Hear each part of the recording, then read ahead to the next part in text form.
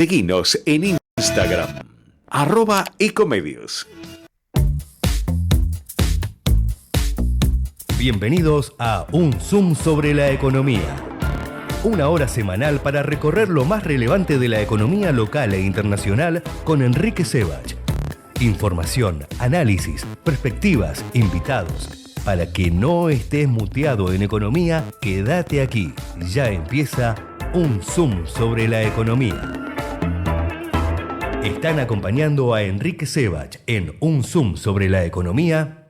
Mercado Argentino de Valores, financiamiento para pymes y economía real del país. Sofingen, financiando la economía real.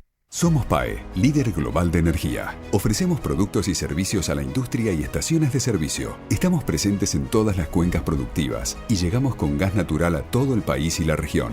Producimos petróleo, GLP, energía eléctrica y renovable. Operamos la red de estaciones de servicio más moderna y con la mejor atención al cliente. Invertimos, innovamos, crecemos. Somos PAE, energía para la industria. ¿Qué tal? ¿Cómo les va? Buenas tardes, bienvenidos a este Zoom sobre la economía. Como ya saben, yo soy Enrique Sebach y acá vamos a estar durante esta hora, tratando de mirar algunos de los temas que predominaron en la semana y que van a predominar, creo, la próxima.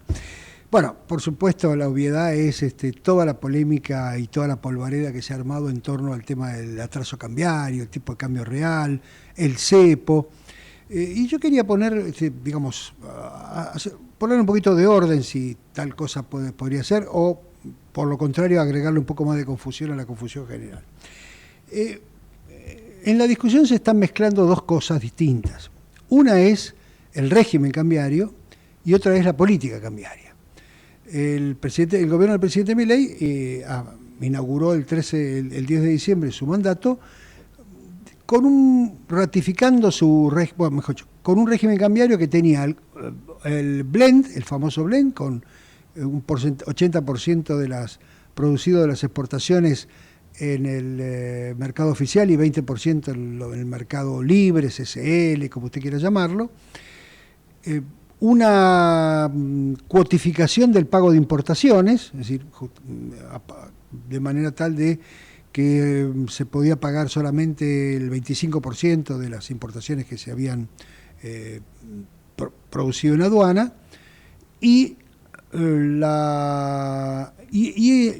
como régimen, digamos, ¿no? O sea, el régimen es, mirá, vos liquidás tanto por acá, tanto por allá, como exportador, vos pagás tanto por acá y tanto por acá, vos pagás en estas cuotas por importador, y por supuesto el cepo, que forma parte del régimen cambiario, es decir, qué operaciones se pueden hacer y qué operaciones no se pueden hacer. Qué operaciones pueden hacer las personas humanas, como se dice ahora, siempre creí que las personas éramos humanos, pero bueno, parece que no, o las empresas. Y además estableció una política cambiaria, que consistía básicamente en una maxi devaluación que se hizo el 13 de diciembre, llevando el tipo de cambio oficial a 800 pesos, de los 3.50 en que lo había dejado absurdamente, permítame agregar, el gobierno anterior, y además una política de variación mensual, el famoso crawling peg, o la tasa de variación mensual del 2% de esa cotización oficial. O sea, una cosa era el régimen, otra cosa era la política. Bueno, ese régimen fue de alguna manera mutando, porque ustedes saben que el pago de importaciones se fue liberando lentamente, que además hubo algunas liberaciones vinculadas con las restricciones de la Comisión Nacional de Valores, de lo que se puede operar en un mercado, lo que puede operar en otro, el parking, todas esas cosas raras que inventamos los argentinos, pero mantuvo su política cambiaria, ¿no es cierto? Bueno, ahora lo que se está discutiendo es, por un lado, el cepo, es decir, el régimen cambiario. Y esa discusión la lleva adelante el propio presidente de la Nación y el propio ministro de Economía. Es decir, es el presidente y el ministro los que dijeron, miren, antes del 1 de enero del 2026, si se cumplen ciertas condiciones, que la tasa de inflación converja a la tasa de inflación a la tasa de devaluación más la inflación internacional, que hayan desaparecido los pasivos monetarios del Banco Central, que haya más reservas en los activos del central, vamos a liberar el cepo. O sea que la discusión respecto de el régimen cambiario es del propio gobierno. O sea, lo pongo de otra manera, es el propio gobierno el que ha anunciado que va a haber otro régimen cambiario en algún momento de este año o a más tardar el 1 de enero del 2026. De tal de que es lógico que si el propio gobierno anuncia que va a haber un nuevo régimen cambiario a partir del 1 de enero del 2026, como máximo, se discuta respecto de, ¿de qué régimen cambiario estamos hablando? ¿Vas a liberar todo el cepo? ¿Se va a poner a hacer ciertas cosas sí, ciertas no? ¿Qué significa qué operaciones se podrán hacer? ¿Qué operaciones no se podrán hacer? ¿Se podrán hacer todas? Ese es el régimen cambiario. Pero claro, la otra discusión es, ese régimen cambiario, ¿con qué política cambiaria combina? Marida, se diría ahora. Es como ahora, con un crawling peg del 1% o del 0%, como llegó a decir en algún momento el propio presidente, marida con una flotación libre del dólar, permitiendo que las cotizaciones, que la cotización la fije el mercado, entre comillas, o con lo que llamamos siempre flotación sucia, que es, sí, dejo que el mercado determine, pero el Banco Central interviene para evitar volatilidades, especulaciones, movimientos raros, etcétera. Por supuesto, para esto último, es decir, para cualquier cosa que no sea la flotación limpia, hace falta reservas. Es decir, la intervención cambiaria del Banco Central se hace con reservas. Y este Banco Central tiene reservas negativas, es decir, tiene reservas netas negativas, o sea, debe más de las reservas que las reservas netas que tiene. Y por lo tanto, la discusión posterior, inmediatamente posterior, que sigue a esto, es decir, ¿y dónde salen las reservas? Entonces el presidente y el ministro dicen, una parte la vamos a ir comprando del superávit comercial que va a haber este año, otra parte nos la va a dar el Fondo Monetario con fondos frescos, hoy lo ratificó el ministro Caputo en un reportaje radial, creo que era con Johnny Viale en Radio Rivadavia, y entonces yo infiero que si querés tener reservas es porque no querés ir a una flotación limpia, sino que querés una flotación sucia para intervenir en lo que cuando corresponda o cuando quiera, qué sé yo. Entonces tenemos el anuncio del propio gobierno, ¿no?, respecto de que acá va a haber un nuevo régimen cambiario y que claramente ese régimen cambiario va a requerir de reservas en el Banco Central de manera tal de que se pueda ir a una política cambiaria en donde las reservas del Banco Central aseguren que esa política cambiaria es consistente. Puede ser flotación sucia, puede ser el propio tipo de cambio fijo, pero con reservas atrás, justamente para mantenerlo fijo en el contexto que se dé en ese momento. O sea que esa es la discusión. La otra discusión está en torno a si el tipo de cambio, si el dólar está atrasado, si la Argentina está barata o está cara en dólares. Y ahí la discusión es mucho más compleja porque hay que considerar muchas dimensiones, no solamente el tipo de cambio deflactado por la tasa de inflación, porque obviamente no es lo mismo para un industrial que tiene costo laboral y que tiene competencia externa eventualmente, que para la provisión de servicios, que no tienen competencia por definición. Es decir, si uno a lo mejor sale más barato cortarse el pelo en París, pero hay que imputarle los costos de viaje. Entonces, respecto de esto último, me parece que, yo no me quiero meter en la discusión, no porque escape a la discusión, sino porque me parece que es la discusión entre, el presidente lo hubiera definido como la discusión entre dos arrogancias, ¿no?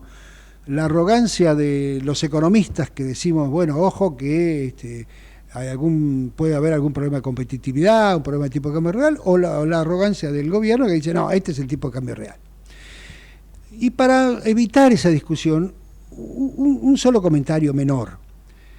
El 13 de diciembre, como les dije al principio, el gobierno fijó el dólar en 800 pesos. Hizo una maxi devaluación que suponía que ponía el número donde esa arrogancia decía, que era, es un número que no solamente corrige el brutal atraso cambiario que había dejado en el dólar oficial el ministro Massa, sino que además se tomaba cierto colchón, por eso lo de maxi devaluación, se tomaba cierto colchón para que en los primeros meses, con la tasa de inflación que seguramente se iba a producir, no se perjudicara el tipo de cambio. Entonces, uno dice, el 800 era la tasa de inflación, era la devaluación que compensaba la devaluación, el atraso de Massa, más un colchón. Cuando uno lo mide otra vez con IPC y con todo lo que eso conlleva, ese colchón no está más. O sea que hoy estamos como en diciembre del 2023. Bueno, el presidente o el ministro, el gobierno podría argumentar con justa razón, bueno, está bien, ya no hay más colchón, pero la Argentina de hoy no es la Argentina del diciembre del 2023. O sea, ahora tenemos superávit fiscal, hemos tomado otras medidas vinculadas a ciertas desregulaciones, etcétera, etcétera. Y puede tener razón, pero eso hay que probarlo. O sea, esa discusión no es trivial, esa discusión hay que probarla, hay que decir, bueno, mirá, nos hemos... estamos cómodos con este tipo de cambio real, porque si bien creíamos que el tipo de cambio real inicial era el correspondiente al 13 de diciembre, el de hoy es este, por distintas razones. E insisto, puede tener razón. Ahora, lo único que agrego es que, primero, que hay que probarlo, no es trivial, y segundo, que el real de hoy no es el real del 13 de diciembre del año pasado, que las monedas regionales en general se han depreciado respecto al dólar, que los precios de los commodities, básicamente la soja, no es el precio del 13 de diciembre, que el dólar se está fortaleciendo, que apareció Trump, o la Trumpnomics, o como usted quiera llamarlo, en medio de la escena, en fin, que ha habido cambios en el escenario internacional que hay que sumar.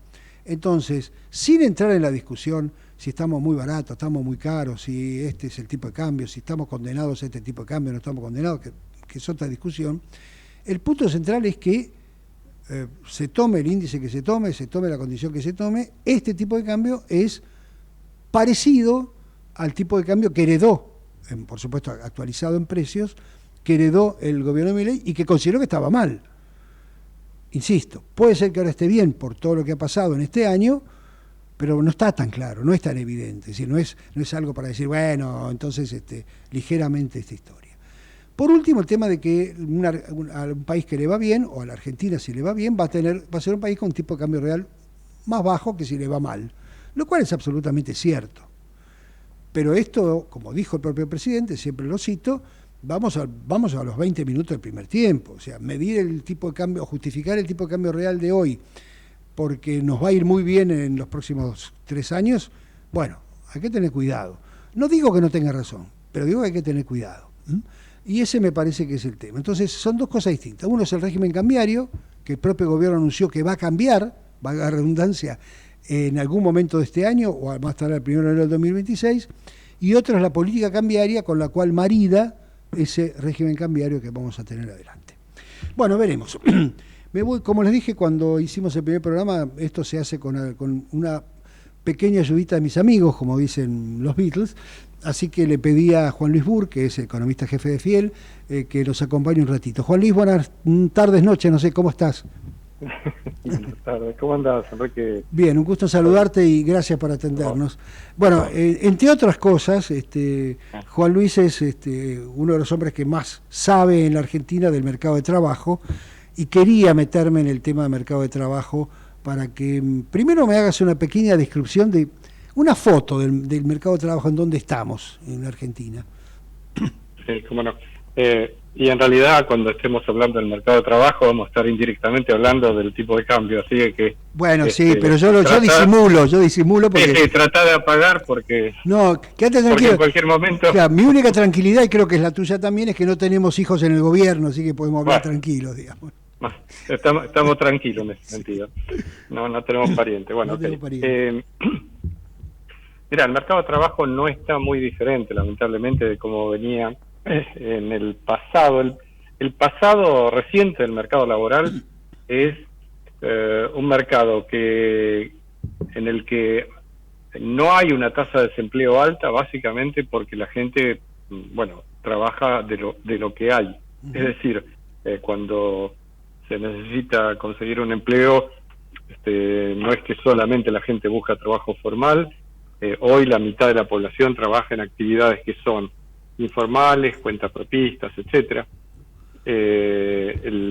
Básicamente el asalariado privado formal, que es lo que tradicionalmente la gente pensó que era el típico asalariado, y es básicamente el asalariado de mayor nivel de productividad, porque está trabajando en las empresas privadas, que se supone tienen bajo nivel de subsidio, llamémosle, o que no tienen mucho subsidio, eso es un cuarto del empleo total, o sea, un poquito más de un cuarto. El resto hay un poco de empleo público, o sea, alrededor de 4 millones de empleados públicos, hay alrededor de la mitad del empleo total, que son, como te decía, asalariados informales o cuentapropistas de distinto tipo. Es decir, hay 11 millones de personas de los 22 millones, casi 23 millones que trabajan, 11 y medio que son cuentapropistas, monotributistas sociales, etcétera,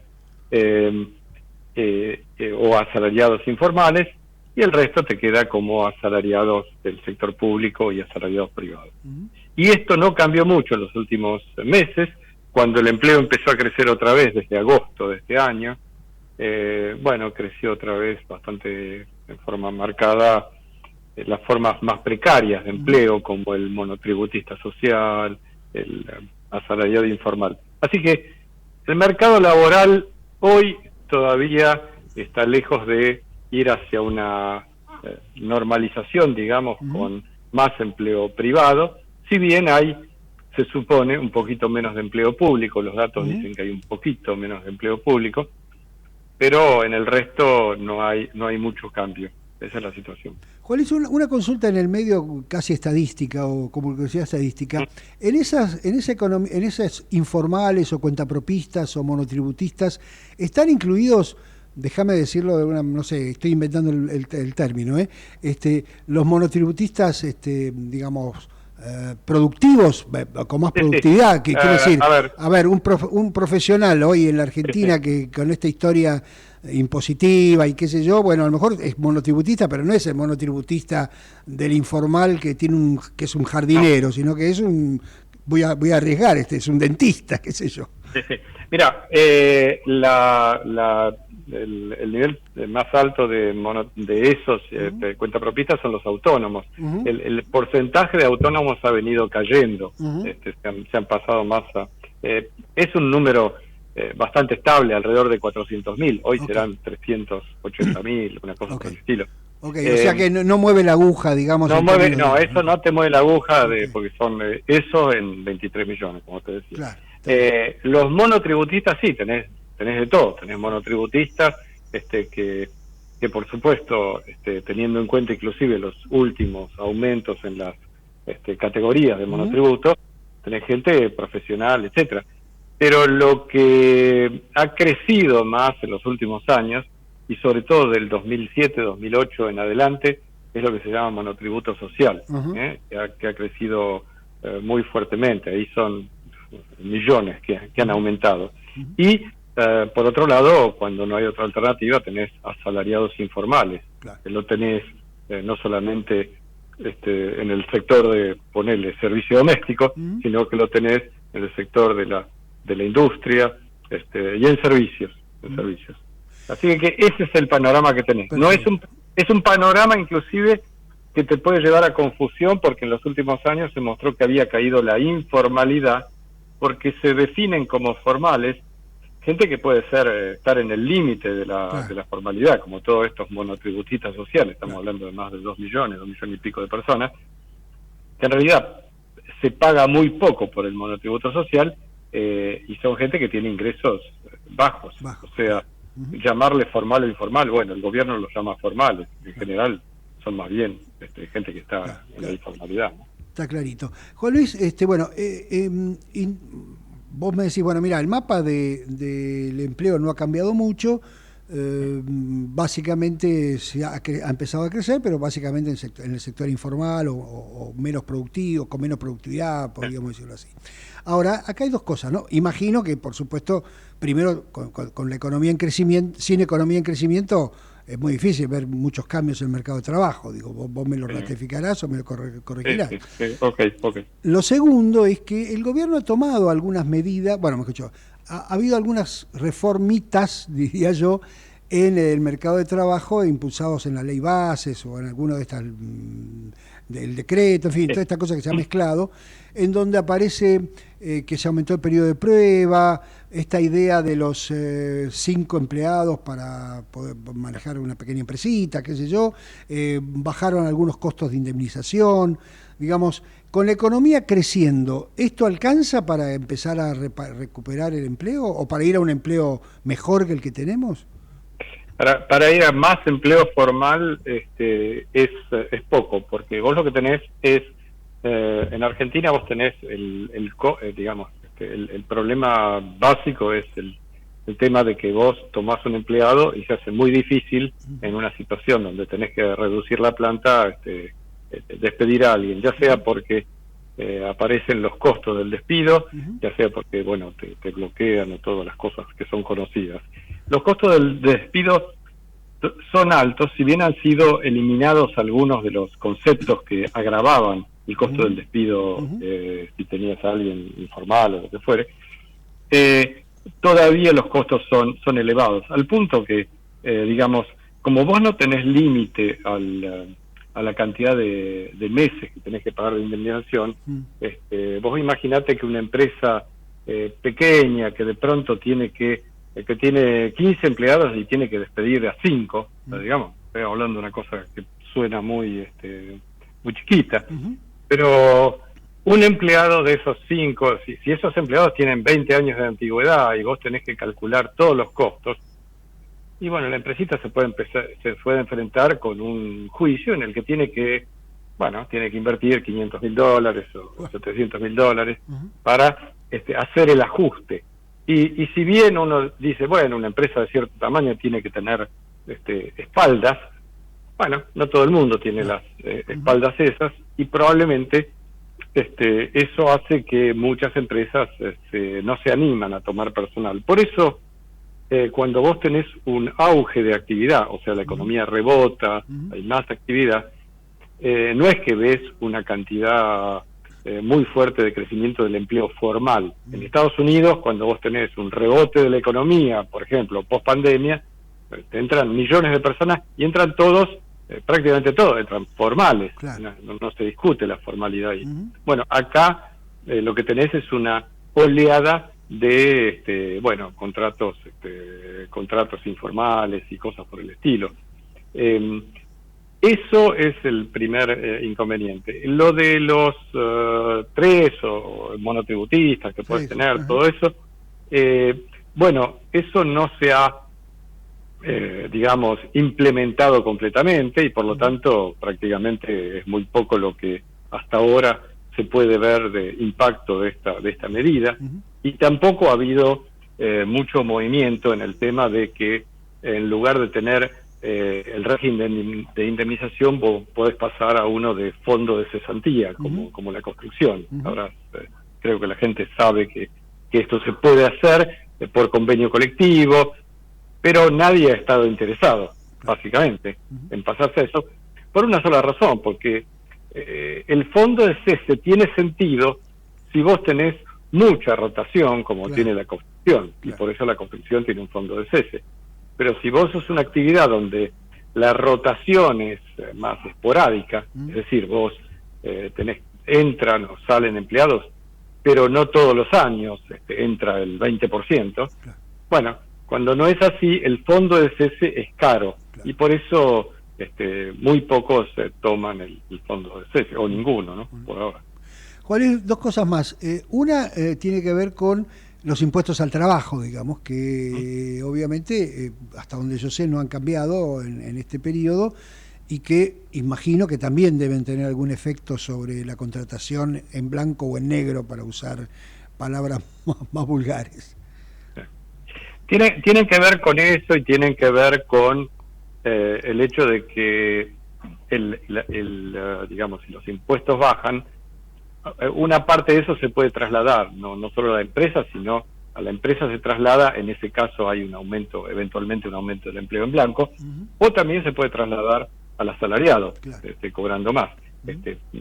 Ayer o antes de ayer, no sé, fue en estos días, se prorrogó la reducción de contribuciones patronales, por ejemplo, para los regímenes de educación privada, Y claro, ese es un régimen que distinto al régimen general, pero claramente que le da un beneficio, ya sea a la entidad que contrata, ponerle el colegio, o ya sea al docente, que puede cobrar unos pesos más. Por supuesto que la reducción de impuestos al trabajo, que es una cosa que se puede plantear perfectamente, también tiene su contraparte de que si vos eliminás un impuesto, la pregunta es ¿con qué financiás después las prestaciones previsionales? Así que la reforma previsional que ha desmentido el presidente, que no se está haciendo, no se va a hacer por ahora, es un tema bastante más profundo que lo que se ha trabajado por allí, de discutir cómo se ajustan las pensiones de un mes para el otro. La reforma previsional es un tema de largo plazo. Difiero con el presidente, espero que no me escuche por lo que estoy diciendo, pero bueno, difiero en el sentido que no es que hay que hacer la reforma previsional después de hacer la reforma laboral, hay que hacer todo junto. Claro. Tenés que hacer todo junto, porque hoy tenés la mitad de la población trabajando en la informalidad, hoy tenés que plantearte qué régimen previsional vas a tener para esa gente, para toda esa gente, y tenés que planteártelo hoy, no mañana. Sí, claro, porque acá hay dos etapas, ¿no? Porque o hay dos poblaciones, no sé cómo llamarlos, porque por un lado están efectivamente aquellos que están en el mercado de trabajo formal, y que en todo caso la reforma previsional tiene que ver con si aumentamos o no la edad jubilatoria, y etcétera, y esa podría decirse, para moderar la discusión con el presidente, dice, bueno, ok, para el mercado formal parecería tener sentido hacer primero la reforma laboral y después la reforma previsional, qué sé yo. Ahora está claro que para toda la gente que va a empezar a jubilarse sin aportes, y ahora que termina la moratoria, como corresponde que termine, bueno, va a haber que pensar un régimen más más razonable.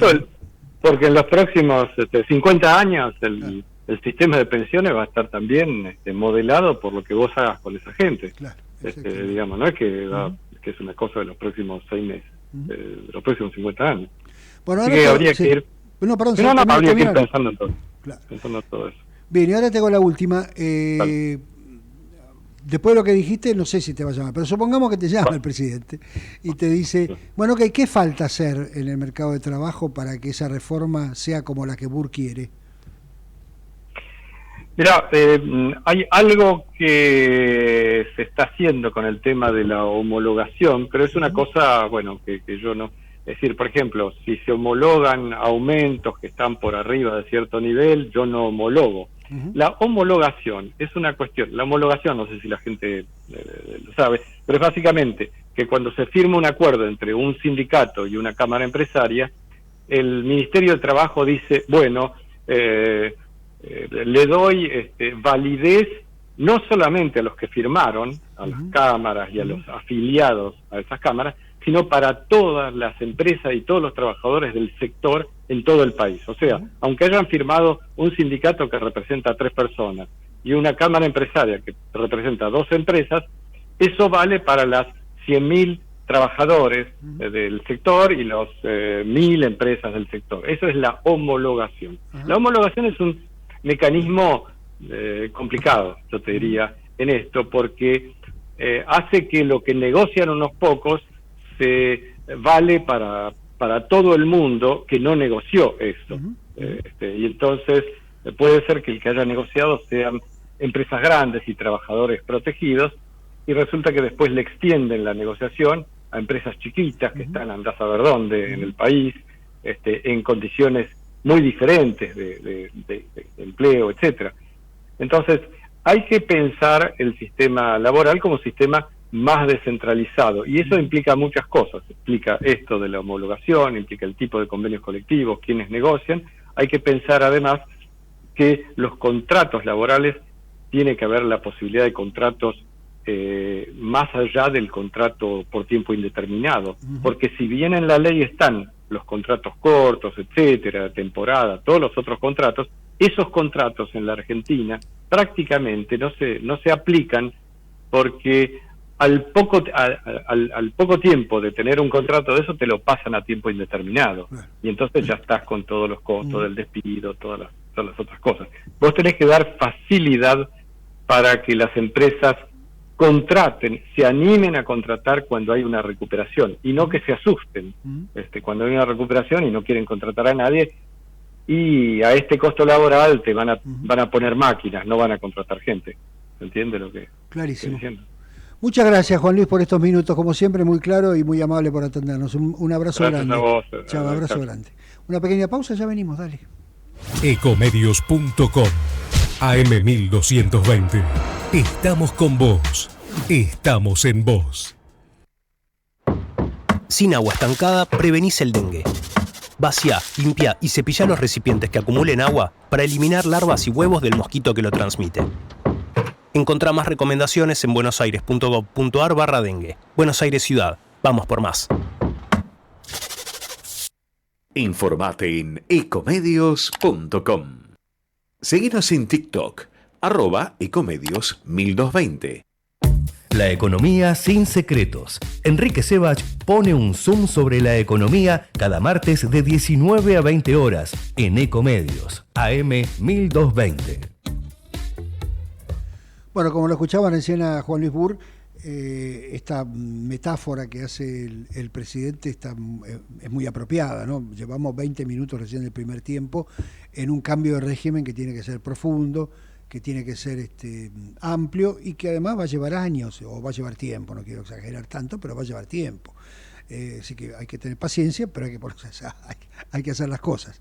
Y ese es quizá el tema que más en todo caso nos preocupa en términos del mercado de trabajo, porque bueno, como decía Juan Luis, que la mitad del empleo argentino sea empleo informal o empleo no quiero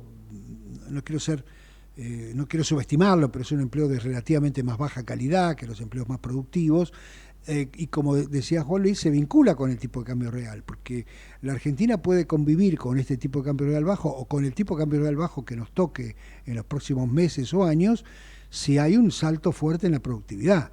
Ahora, si no tenemos un salto en la productividad, va a ser más difícil poder hacer esa convivencia porque está el resto del mundo, ¿no? No estamos solos. Y ese salto en productividad incluye, por supuesto, la necesidad de tener mejores empleos. Y tener mejores empleos se supone que son mejores los empleos en la economía formal, más organizada, que en la economía informal. Y eso hay que agregarle, y yo no quiero meterme ahora en ese camino porque me declaro casi incompetente, todo el problema del que significa la inteligencia artificial metida ahora no solamente en el mercado de trabajo, sino en todos lados. Pero todos aquellos que estudian muy de cerca el tema de inteligencia artificial, bueno, le ponen un punto adicional a esta cuestión, que no solamente ahora estamos preocupados, bueno, ¿cómo hacemos para que los informales trabajen mejor, la educación y todas las discusiones que tenemos habitualmente?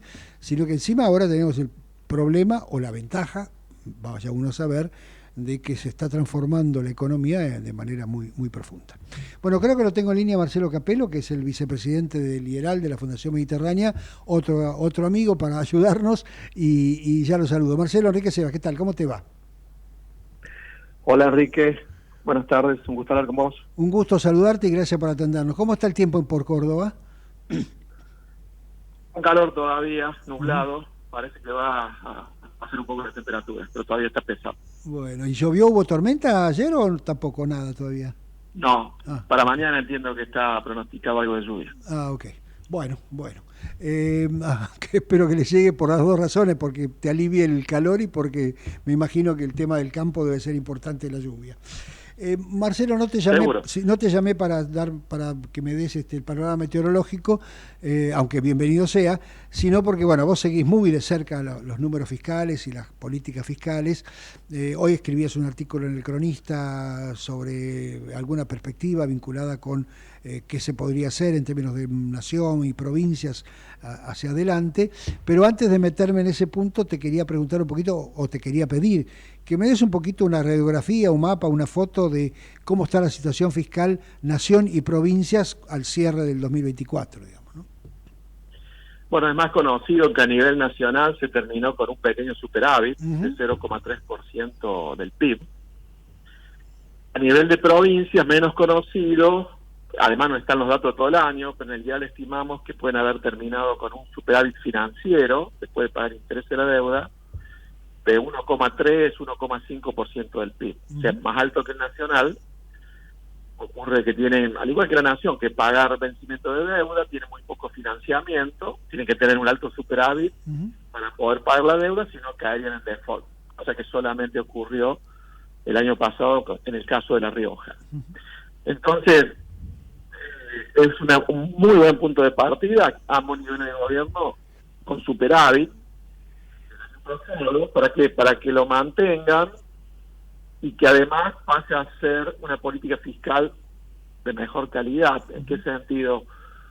El ajuste por el lado del gasto, por ejemplo, no se ve tanto en la obra pública, y que se puedan bajar impuestos. En el caso de la nación, seguir bajando impuestos, ya lo hicieron con el impuesto país y marginalmente con los derechos de exportación, y en el caso de las provincias tendrían que comenzar con ese proceso.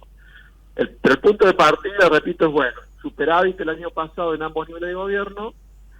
Ahora el riesgo, ¿cuál es? Que en un año con elecciones el gasto suba por arriba de la inflación, especialmente en las provincias, porque ocurre que la estabilidad económica, la menor inflación, es un rédito político para el presidente, no tanto para los gobernadores. A los gobernadores se los valora por otro motivo, con lo cual en un año con elecciones siempre existe el riesgo que el gasto provincial suba.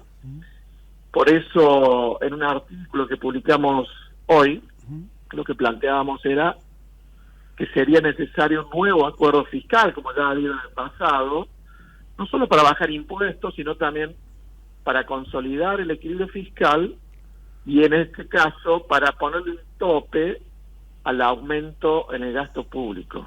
Por ejemplo, que el acuerdo incluya que podría ser por los años de este actual gobierno, por esta administración de Milei, que el gasto en nación y en provincias no suba más que la inflación, de manera que se podría mantener en términos reales. Si la producción crece, como muy posiblemente crezca este año, quizás en años siguientes, eso hace que la recaudación tributaria suba por arriba de la inflación y deja margen para bajar impuestos. Esa es la visión que tenemos actualmente respecto a cómo deberían seguir las finanzas públicas en nación, provincias este año, y si es posible en los siguientes también. Hiciste un punto, o sea, todo el punto es muy correcto, pero digo, hay un punto que quiero volverlo a subrayar porque me pareció muy razonable, muy ingenioso como presentación, porque esta idea de que cuando le metés la política a esto, ¿no? Porque nosotros estamos acostumbrados a mirar los números, pero vos le metiste la política, y la política dice, miren, la baja de la inflación, la estabilidad, es un rédito que la población le asigna con justa razón, por supuesto, al presidente o a la política del gobierno nacional. De manera tal de que los gobernadores, si quieren lucir alguna medalla, no se pueden colgar la medalla de la estabilidad, sino que tienen que colgar otra, digamos, ¿no? Y ahí aparece el problema de, bueno, estando en un año electoral, qué prioridades se fijan, ¿no es cierto?, en ese contexto. Pero yo quería profundizar este punto, porque en su momento la Argentina entró en el camino de, ya en los 90, ¿no es cierto?, de descentralizar los servicios hacia las provincias, con la idea, al menos teórica, muy atinada, creo yo por lo menos, que el hecho de acercar el que gasta con el que paga debería mejorar la calidad de los servicios. O sea, si las decisiones de la educación las toma un señor acá en el Palacio Pisurno, en la capital federal, y hay un problema de calidad de educación, el ciudadano que recibe esa baja calidad no tiene con quién quejarse, porque cuando se va a quejar al gobernador o al ministro de Educación de la provincia, el gobierno dice, no, ¿yo qué tengo que ver? Habla con el ministro de la Nación. Cuando se descentraliza, y esto pasa obviamente en educación, en salud, en seguridad, uno dice, bueno, ahora tenés con quién quejarte, la demanda se acerca a la oferta, etcétera, etcétera. Sin embargo, y esto lo digo yo, vos me corregirás, esa ventaja de la descentralización bueno, por lo menos en algunas provincias, seguramente Córdoba es una de las excepciones, pero en algunas provincias no se ha podido ver, o sea que finalmente el gobernador brinda malos servicios, o el gobierno mira malos servicios, no es castigado, hay gobiernos que están muchos años en el poder sin mejorar esa calidad de los servicios, y esa supuesta ventaja desapareció. Pero esa es mi visión, no sé si vos la compartís y cómo se puede enfrentar. Sí, coincido totalmente. La descentralización de servicios que ocurrió en los 90, no así en los 2000, donde hubo hasta cierta centralización nuevamente, pero en términos netos sigue siendo un país relativamente descentralizado por el lado del gasto público. En todo caso faltaría descentralizar más a municipios, al menos en algunas provincias. Quizás no ha dado sus frutos con relación a la eficiencia con que deberían funcionar las provincias en materia fiscal y en la calidad de los servicios. Ahora, yo creo que ahí el problema no es que falló la descentralización de las funciones. Por ejemplo, vos mencionabas educación, también ocurrió en salud antes, en la década del 70, y en muchos otros casos, entre los 70 y los 80 y los 90.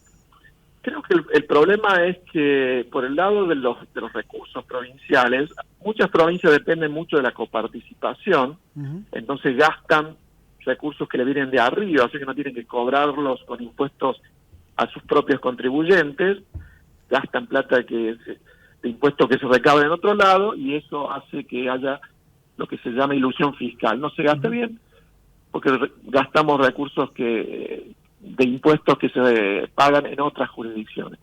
Pero además, el principal impuesto provincial, ingresos brutos, que representa el 80% de los ingresos propios en el promedio de las provincias, tiene un efecto parecido al de la coparticipación, en el sentido que es invisible a los ojos de los contribuyentes votantes. Nadie se da cuenta que está pagando ingresos brutos.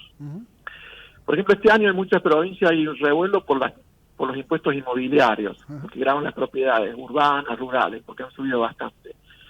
Ahí habla de ingresos brutos porque no nos damos cuenta cuando pagamos ingresos brutos. Entonces, el financiamiento de las provincias, salvo el impuesto inmobiliario y a los automotores, se produce a través de impuestos invisibles a los ojos de los votantes. Por ende, no hay mucho control ciudadano sobre cuánto y cómo gastan las provincias. En cambio, con el impuesto inmobiliario, la gente cuando se lo aumentan reclama y después exige que mejoren los servicios.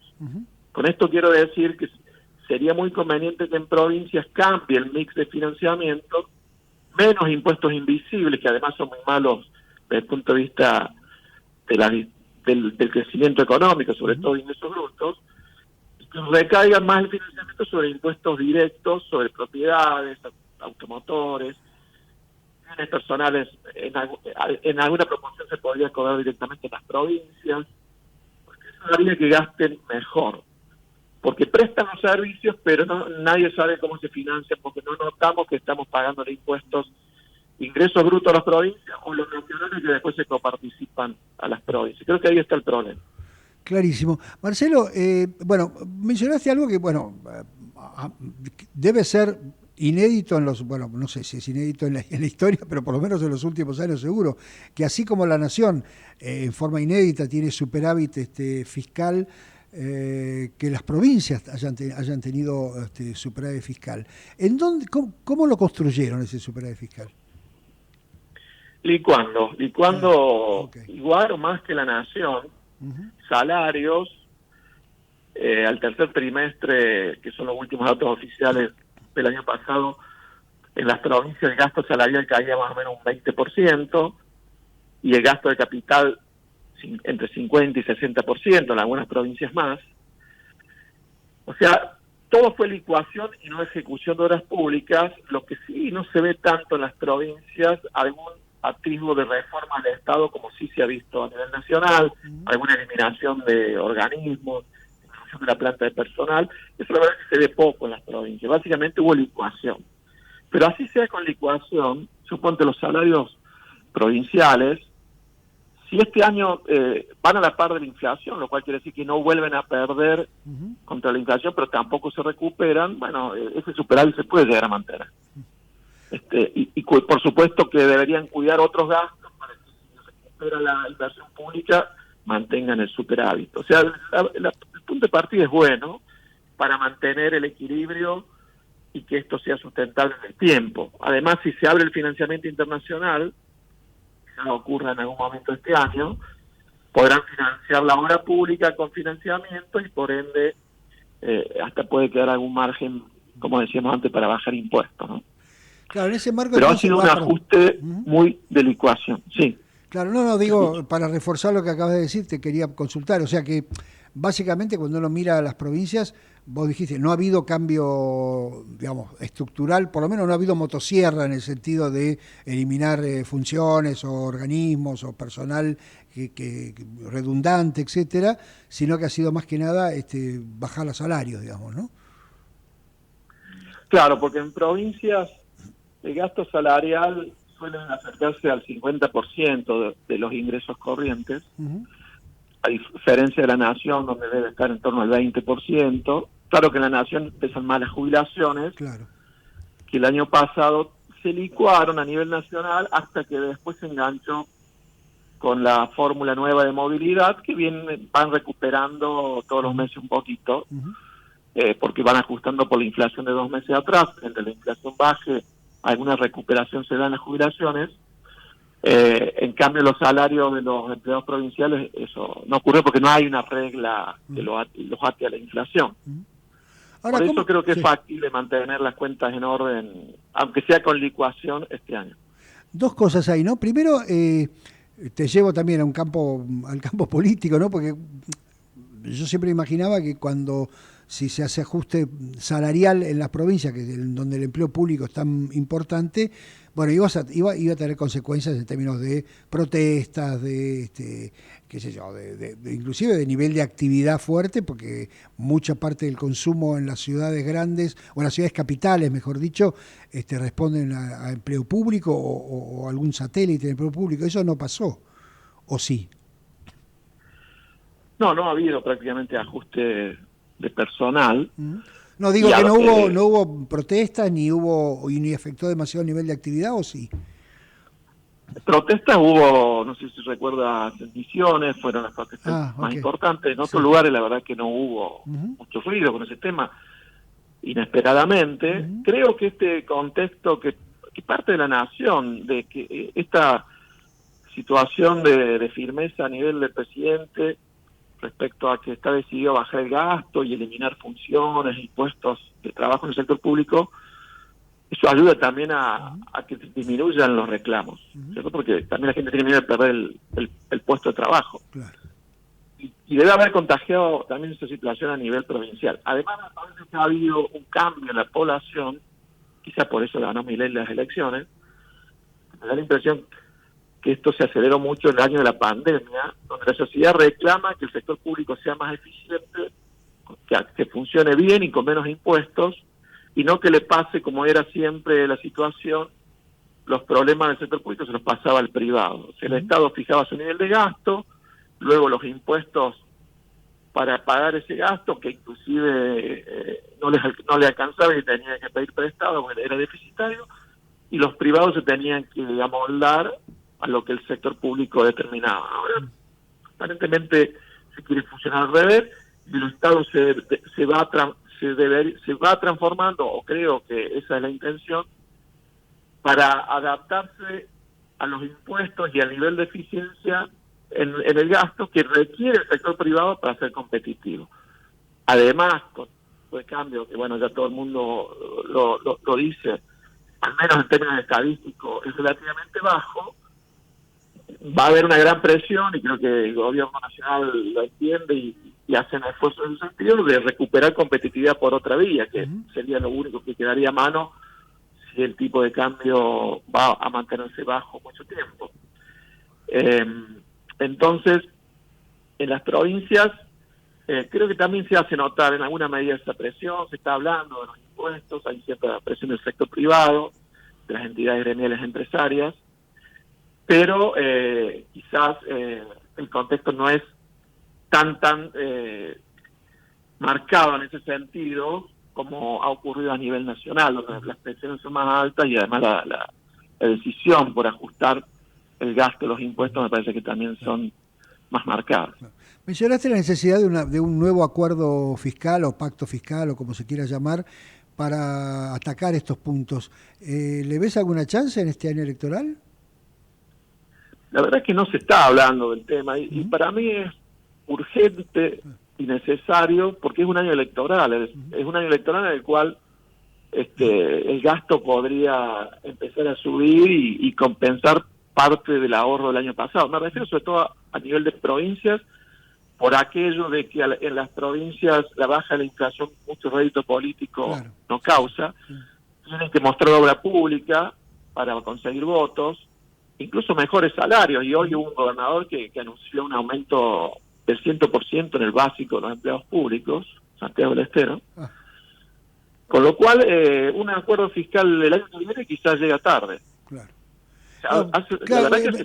Te hago esta pregunta compartiendo tu respuesta, porque he escuchado, y vos lo dijiste antes también, ¿no? Es decir, el ministro de Economía le urge a las entidades empresarias a que presionen sobre el gasto municipal, las tasas municipales, sobre inclusive ingresos brutos, está pidiendo que se desglosen en las facturas de servicios públicos los impuestos, etcétera, cosa que me parece muy bien, pero no hay el mismo énfasis o no se pone el mismo énfasis, decir, bueno, pero entonces sentémonos a negociar un esquema fiscal diferente del que estamos teniendo, ¿no?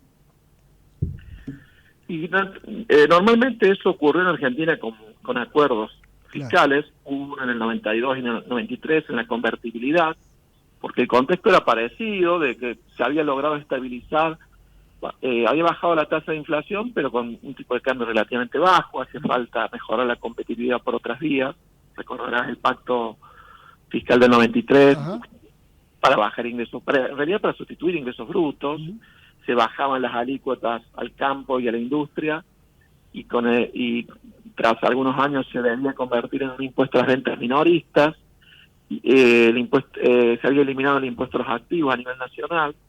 También se había puesto algunas condiciones a las provincias, que es algo que me parece que ahora se podría implementar, y las provincias lo podrían hacer con los municipios, del tipo: la nación te baja un impuesto, pero para que rige en tu provincia tenés que bajar vos también algún otro impuesto. Es decir, debería haber también algún condicionamiento de ese tipo. Porque, repito, los problemas de inflación, y te diría que hasta de competitividad, son más para el gobierno nacional. En las provincias no se vota tanto en función de eso, sino que se vota en función de la inseguridad o de la seguridad. Pensaba ahora que de la calidad educativa, etcétera. En eso que acabas de decir, pensaba en que se podría haber aprovechado, aunque es muy marginal, como vos mismo dijiste, la rebaja de los impuestos de los impuestos a la exportación con las provincias que están involucradas, diciendo, bueno, ok, nosotros estamos bajando esto, eso genera mejor rentabilidad, va a haber mejor actividad en la zona, hace algún esfuerzo vos, ¿no es cierto? Exactamente eso es lo que pensé cuando lo anunciaron, que pena que se perdió la oportunidad de haber asociado esa baja a algún esfuerzo en las provincias, que me parece que hubiese generado una presión importante hacia los gobernadores para anunciar algunas bajas de impuestos. Quizás ocurra a futuro, pero para todo eso sería necesario un acuerdo. También ese acuerdo me parece que debería apuntar a la necesidad de generar un fondo anticíclico, quizás no este año, sino el año que viene. Este año me parece que sería para la baja de impuestos, si vamos a contener el gasto para bajar impuestos, y el año que viene el ahorro por contener el gasto para bajar impuestos y para un fondo anticíclico, que si Argentina lo lograra construir alguna vez sería un paso adelante enorme, porque le daría un poco más de credibilidad a la política fiscal nacional y provincial, el hecho que habría un ahorro con el cual responder si en algún momento la actividad cae. El Estado podría recurrir a ese fondo de ahorro en vez de pegar los manotazos de ahogado que generalmente pega el Estado cuando las papas queman. O sea que también generaría certidumbre, diría hasta para los inversores, el hecho de que haya un fondo anticíclico. Quizás parece muy ambicioso para Argentina, al menos para este año, pero se debería apuntar a eso el año que viene. Ese fondo anticíclico debería funcionar antes de la coparticipación. O sea, se saca de los impuestos que se recaudan un porcentaje que va a un fondo de ahorro de cuyos recursos ahorrados, una porción son de la nación y otra porción de las provincias en función de los coeficientes de la coparticipación. Pero esa plata no se toca salvo que se entre en recesión. Y bueno, sí, eso se tiene que acordar en un pacto, nación y provincia, porque habría que tocar la coparticipación, ¿cierto? Pero creo que es muy necesario. Clarísimo. Te hago la última. En el artículo de hoy, ustedes marcaban claramente que en el gasto nacional hay algún gasto que está indexado de alguna manera que no se puede ajustar porque ya tiene por ley o por algún mecanismo establecido su fórmula de ajuste y que queda un pedacito de gasto para trabajar. ¿Te acordás los porcentajes? Sí, a ver, por acá tengo ese informe, a ver si lo logro abrir. Pero yo también lo cerré y tampoco lo puedo abrir. Mi memoria para estas cosas no es muy buena, Enrique. No, bueno, está bien, simplemente que... Pero acá lo tengo, sí. ¿Qué ocurre? A nivel nacional es más desafiante esta regla que propongo de que el gasto no suba más que la inflación, porque lo que vos decías recién de que algunos gastos como las jubilaciones aumentan con la inflación, pero con la inflación de 2 meses atrás, claro. De manera que cuando la inflación va bajando, en realidad ese gasto aumenta durante el año, en términos reales, ¿no?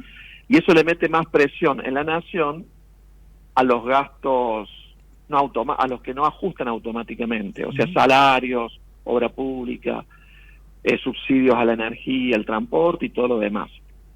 Fíjate que si este año la inflación fuera, como prevé el gobierno nacional, 35,6% en el promedio del año, la inflación promedio, porque la inflación del 18% que se suele afirmar a nivel nacional es a diciembre, claro. Diciembre contra diciembre. La promedio es 35,6.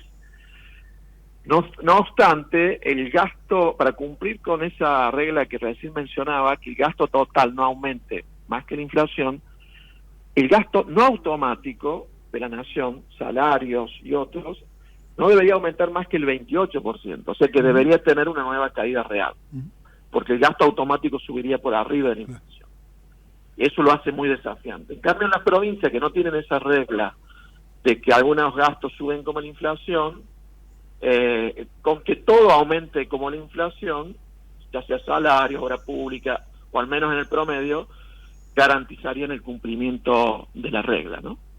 Clarísimo. Marcelo, como siempre, un gusto charlar con vos, y por supuesto aprendo cada vez que hablo contigo. Gracias por estos minutos, un saludo allí a todos por Córdoba y nos reencontraremos pronto.